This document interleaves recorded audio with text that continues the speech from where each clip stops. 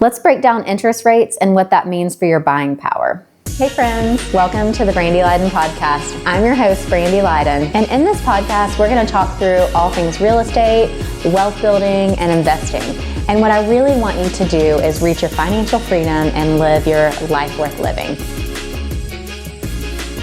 So interest rates affect how much house you can afford on your budget. With the market and inflation and interest rates going up and down all the time, buyers are uncertain to make a move into the buyer's market.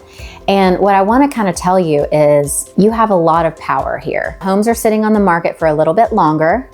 We're seeing price reductions way more than we've ever seen. So I wouldn't say we're all the way into a buyer's market, but we're in somewhat of a neutral area. So we've come down from the seller's market, we're entering into this neutral market, and we're pushing into this buyer's market. So buyers, you have power.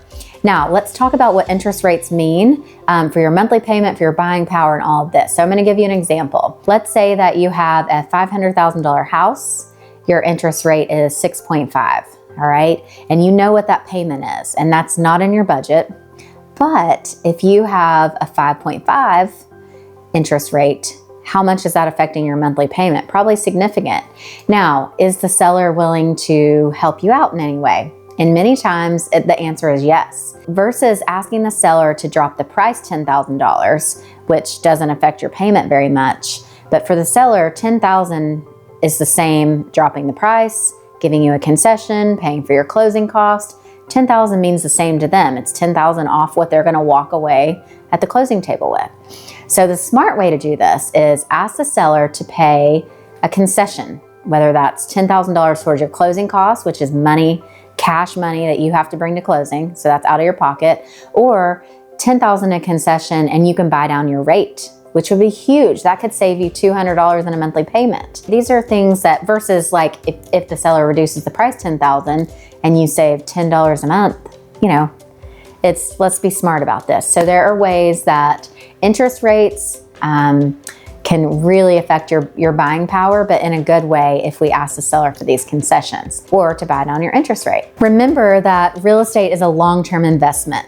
So equity, as much as rates fluctuate, equity also compounds. You want to make these decisions based on your life decisions. You may be making a move, you may be getting married, you may be having a child. Whatever's going on in your life, real estate is such a long-term investment that you do not want to make a rash decision over headlines. And, oh my gosh, we've hit 7% in interest rate. Let's freak out and not buy the house. Let's continue to throw away $3,000 in rent a month versus, you making a decision based on your stage of life. You know what they all say, date the rate, marry the house. So rates can fluctuate. You can refinance. You can ask the seller for concessions.